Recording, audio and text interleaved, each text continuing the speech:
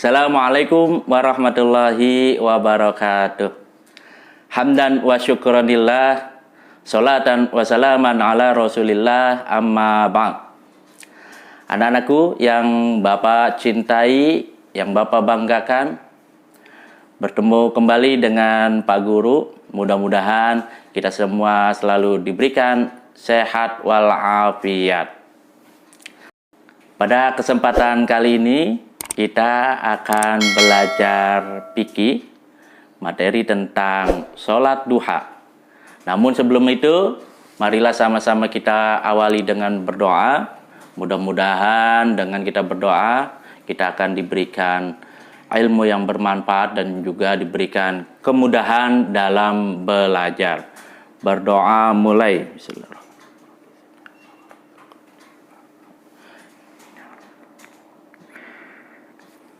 Oke, anak-anak sekalian, kita mulai saja belajar kita ya, fikih, yaitu tentang sholat duha. Namun sebelum Bapak menjelaskan lebih jauh lagi, mohon untuk disimak ya video ini sampai tuntas ya. Sebab kalau tidak sampai tuntas, khawatir kamu kurang paham ya dengan materi fikih yang Bapak sampaikan. Pertama, Bapak minta kalian harus tetap fokus belajarnya ya. Tuntaskan videonya, jangan sekali-kali dilewatkan video ini. Baiklah anak-anakku semua, sudah siap belajar? Ya, silakan kalian persiapkan buku pelajarannya ya, buku fikihnya, kemudian alat tulisnya, dan selalu fokus ya untuk menyimak video yang Bapak sampaikan. Pertama, sebelum Bapak menjelaskan, kita harus mengetahui tujuan dari kita belajar materi sholat duha. Apa saja sih tujuannya? Yang pertama, ya, diharapkan kalian itu ya dapat memahami pengertian sholat duha. Apa sih pengertian sholat duha? Itu yang pertama. Kemudian yang kedua adalah diharapkan kalian dapat mengetahui dan memahami hukum dan syarat sholat duha. Nah, sholat duha hukumnya wajib apa sunnah? Kemudian syaratnya apa saja agar sholat duhanya diterima? Nah, ini yang diharapkan ya dari kalian. Mudah-mudahan kalian memahaminya. Kemudian diharapkan kalian dapat mengetahui waktu pelaksanaan sholat duha ya. Apakah waktu sholat itu, kemudian pelaksanaannya bagaimana. Nah, ini nanti ya Bapak berharap kalian paham. Kemudian diharapkan kalian dapat memahami tata cara sholat duha. Sholat duha ini tata caranya bagaimana? Apakah sama dengan sholat pada umumnya ataukah beda ya tata caranya. Nah, ini nanti akan yang Bapak jelaskan. Kemudian diharapkan kalian dapat menghafal doa sholat duha ya. Nah, ini doa sholat duha ini Bapak yakin kalian sudah hafal semua ya. Karena sejak kelas 1 kalian sudah terbiasa sholat sunnah duha. Nah, ini nanti kalian hafalkan ya. Kemudian yang terakhir adalah diharapkan kalian dapat memahami dan mengetahui keutamaan sholat duha. Apa saja keutamaannya ya. Nanti silakan kalian simak penjelasan dari Pak Guru. Pengertian sholat duha. Nah, ini ya, penting ini. Sholat duha adalah sholat sunnah yang dikerjakan oleh seorang muslim ketika waktu duha. Nah, ini adalah pengertiannya ya. Kemudian waktu duha adalah waktu ketika matahari telah terbit ya. Terbitnya dari mana? Dari timur ya, atau mulai naik, matahari naik. Nah, kurang lebih 7 hasta. 7 hasta itu nih tangan kita nih dari siku ya. Nah, ini tulang hasta. Nah, ini 7 hasta, kurang lebih 7 hasta ya. Tingginya itu adalah waktu paling utama. Nah, atau 1 tombak. 1 tombak ya, tahu ya, 1 tombak ya. Atau 1 tombak ya. Hingga terasa panas menjelang sholat zuhur. Nah, itu pengertian dari waktu duha, bukan pengertian sholat duha ya, waktu duha itu.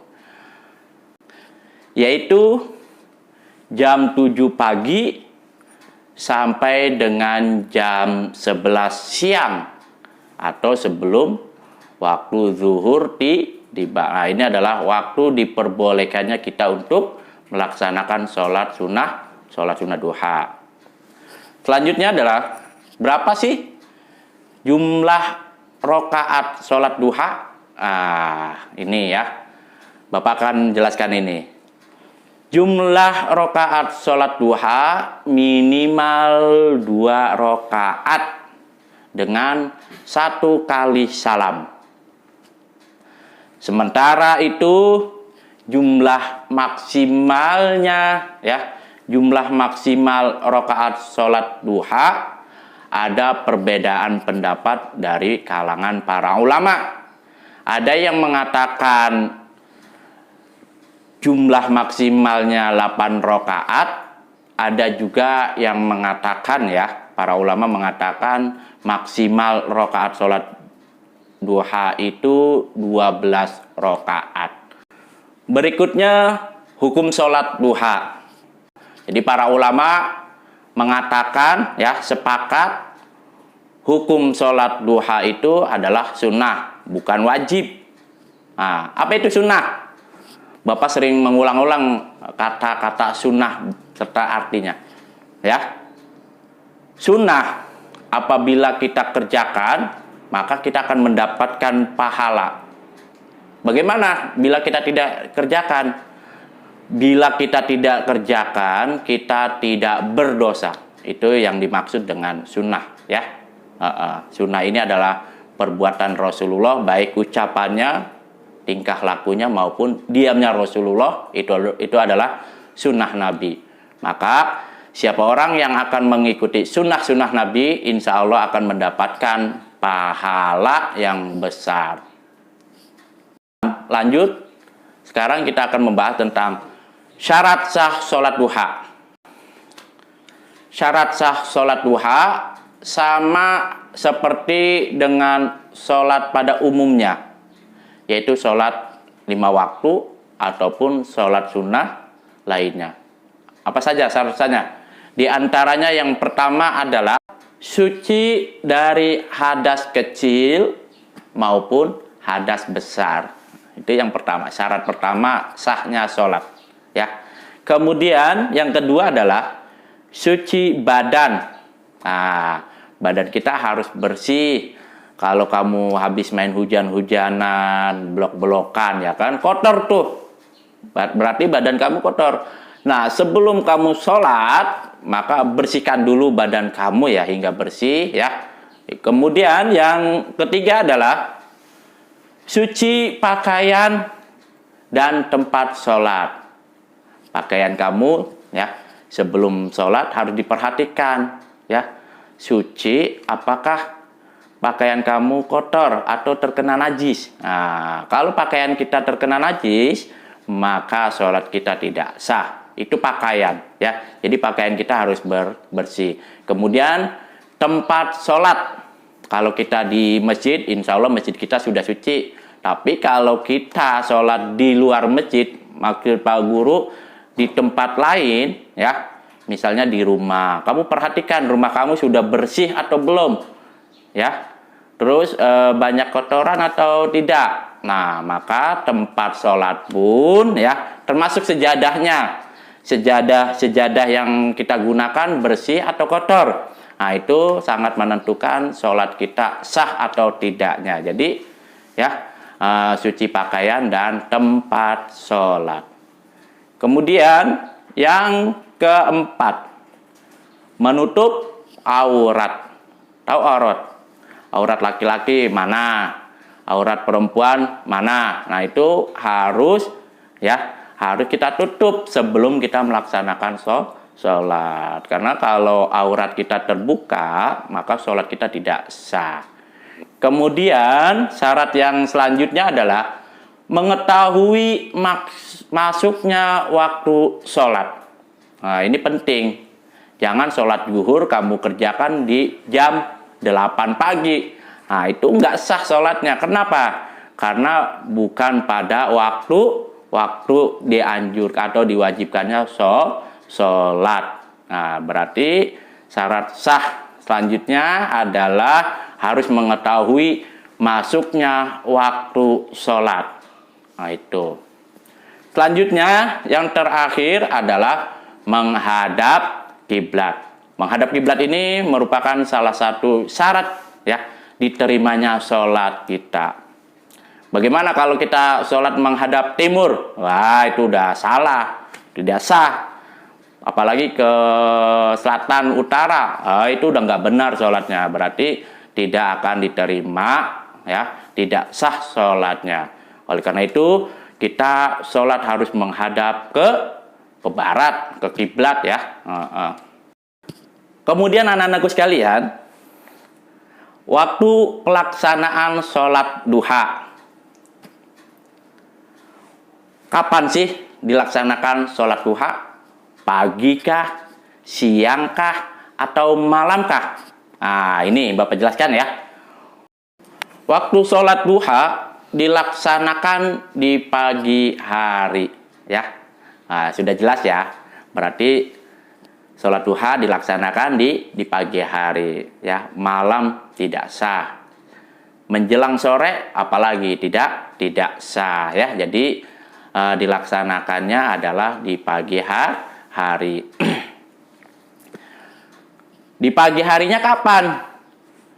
Ya, di pagi harinya sejak matahari condong. Ya, condong dari mana? Dari timur ke barat. Kira-kira jam berapa? Kira-kira 20 menit setelah matahari terbit sampai 15 menit sebelum waktu zuhur tiba. Nah, ini adalah waktu pelaksanaan sholat duha. Di Indonesia bagian barat. Nah, Indonesia bagian barat itu wilayah kita Bekasi. Karena Jawa Barat itu adalah bagian dari wilayah Indonesia bagian barat ya. Nah, di Indonesia bagian barat sekitar pukul 6.30 atau pukul 7 pagi. Nah, itu mulainya ya. Waktu yang paling utama untuk melaksanakan sholat duha adalah 1/4 siang. Nah, itu jam berapa 1/4 siang ya? Nah, yaitu pukul 8.30 WIB ya, atau WIB. Berarti jam 8:30 itu adalah waktu yang paling utama kita untuk melaksanakan sholat sunnah duha.